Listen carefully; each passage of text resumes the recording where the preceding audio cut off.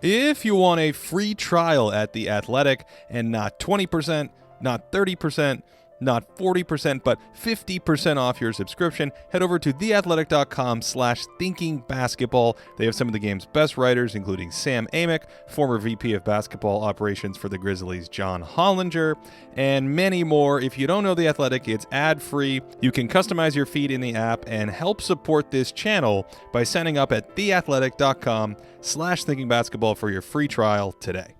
Luka Doncic already has an MVP in the EuroLeague, and now that he's getting buzz for MVP this year, he's forcing us to ask a question. Is this the best 20-year-old basketball player of all time?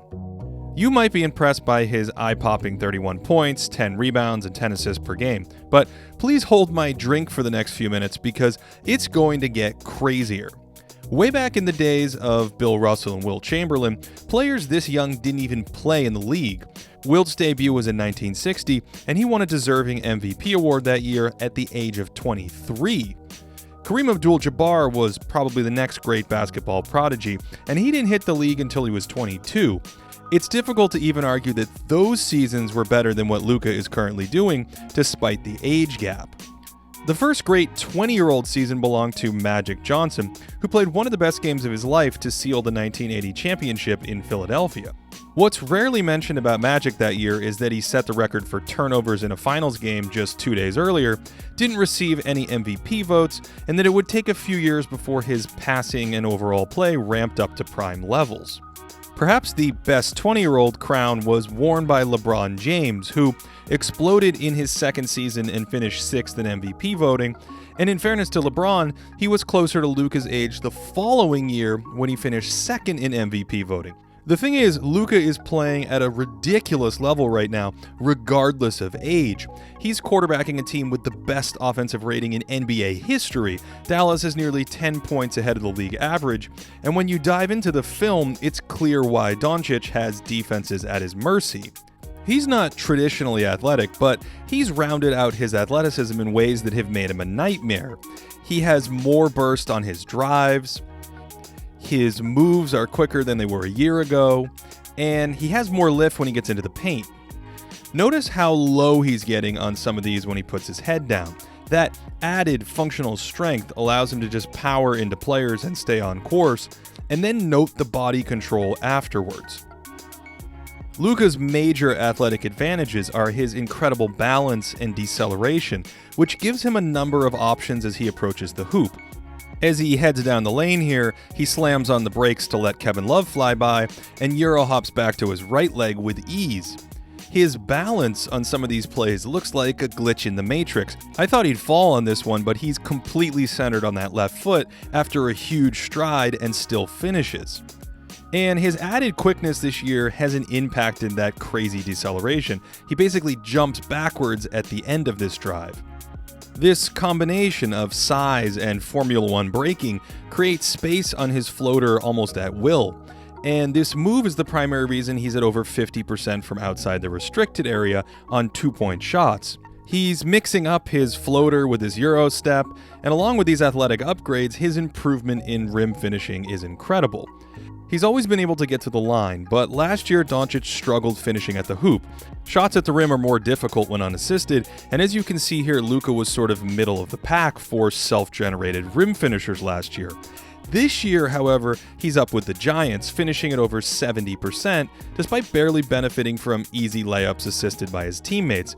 He's shooting 68% on drives per second spectrum, first in the league among qualifying players. In addition to Euro steps and floaters, there's of course that step back. He's 35% off the bounce on threes right now, slightly up from last year, but this isn't a run of hot shooting that we're seeing, and that's what makes it so sustainable. As I pointed out in my rookie profile on him, he's a counter-heavy player, and the counters now flow together like a jiu-jitsu black belt. He starts with the step back, crossing back away from his drive here with the dribble, but if you recover too hard on the step back, he'll throw an up fake at you and it's 3 free throws. There are more layers, a cross into a step back into a cross, and once he's in the lane, you have problems. The full armory is on display here: step back, hesitation, cross, and if you're still there, he just taps the brakes into a high percentage floater. good luck with that. None of these feel pre-planned. He's reading the game as it unfolds. This is usually a crossover, but Capella's sitting on it, so Luka's spidey sense kicks in, and he keeps the dribble outside, then his balance lets him accelerate quickly, and it's over because he's one of the best passers in the world already. If you sit on that floater in these situations, he'll find an easier two with a lob pass. Watch this one closely. He hooks his arm around the screener, making it impossible for a defender to get through, and then perfectly under control, senses too much attention and audibles to the lob. Watch the hand again, same thing. This time they play the lob, so Luka takes the floater. And if you think you've got the lob and floater covered, he'll just counter with an up fake and, well, everyone's playing checkers here and Luka's playing go.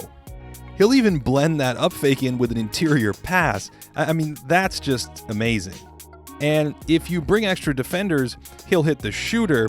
There's that incredible body control again as he's in the lane, and there's really no defense for this.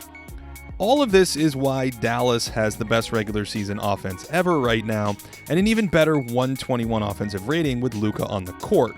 His ability to manipulate defenses with his eyes adds another dimension to his playmaking. That's unfair. And he basically knows where his teammates are at all times. Also, have I mentioned that his handle is ridiculous right now?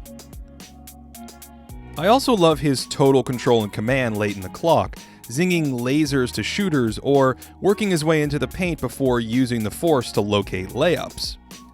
He still occasionally misses some, but these are getting rarer and rarer.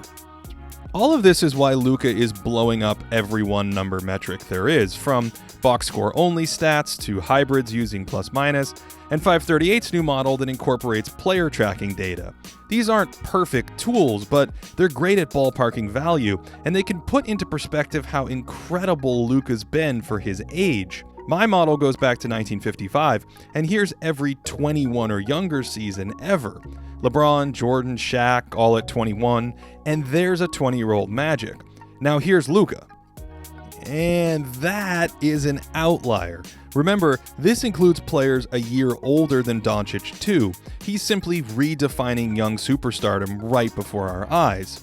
Now, you might be wondering about his defense in all of this. Most of these metrics and other defensive stats paint Luka as around a neutral impact defender. He can be taken off the ball and certainly isn't the greatest at chasing quick wings around, but he's also large and uses his size, and then improved strength and quickness help him stay in front of players pretty well. He kept San Antonio's guards in front of him most of the game, and he's also a cerebral defender, recognizing positions on certain coverages like this, or occasionally blowing up plays with a read. He beat Derek White to his spot here, which discombobulated both White and the inbounds passer, and the result was another run out for two for Dallas. Luka's also a formidable defensive rebounder, placing in the top 20 in defensive rebounding rate despite guarding wings. Whether he's a slight negative or positive on that end, his defense is completely overshadowed by that all-world offense right now. Throw a small on him and he bullies him in the post. Larger players aren't quick enough, so it's going to take the right type of elite wing defender and defensive scheme to really derail this Luka locomotive. I expect some kind of backslide to bring him back to reality, weaker shooting maybe, fatigue, gimmick defenses, I don't know, but as of right now, Luka Doncic is the best overall player in the 7-year history of Raptor. He's the second best player in the 40-year history of Box Plus Minus, and he's first in Basketball Reference's MVP tracker. And so, even though it's only been a month, I'm pretty comfortable saying that what we're witnessing right now is the best 20-year-old basketball player of all time. If you want that free month and 50% off at The Athletic, it's theathletic.com/thinkingbasketball. That's a great way to support this channel. Latest Thinking Basketball podcast debates legendary shooting guards against James Harden. For more content, patreon.com/thinkingbasketball. Thanks for watching, and I hope you're having a great day.